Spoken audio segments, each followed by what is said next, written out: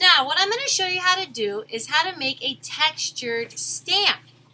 In order to make a textured stamp, you're going to need some objects that you can push into the clay. I am going to take my fettling knife, which is a safety knife that has a round tip on the top, and I'm going to cut off a chunk of clay. I'm then going to take that clay, which I have already wedged, and I'm going to begin to roll it out.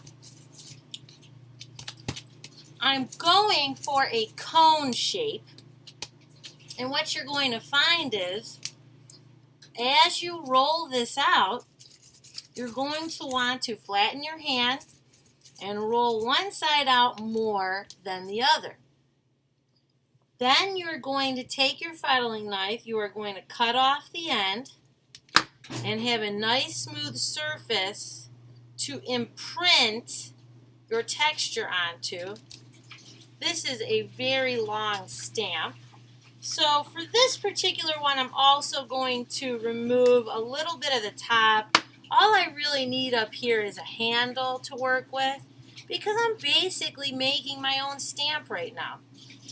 The other thing I can do with my spray bottle is I can spray a little bit of water on the surface, dip my finger in it, and use it to clean up the top of this. I don't want to leave it too wet, but I just want it to be nice and smooth when I push the texture into the surface. And now I'm going to start to take objects that have texture. For instance, I'm going to take this beautiful edging that I found at the store, which actually can be glued on the side of things, and I'm going to force it into the surface of the clay, and I'm going to push it down in there and remove it, and you can begin to see the texture that is developing in that surface. Okay? Now I'm going to proceed using other objects. Some other objects that I'm going to show you when we're completed here. We are going to use part of a curtain rod. I also have this particular curtain rod that features swirls. We have a nice plain block of wood that we can create squares with. We found some interesting tools. This particular one is used to make mashed potatoes. It's found in the kitchen. However, it's a really interesting design that you could put on the side of a coil pot. I have also something else from the kitchen.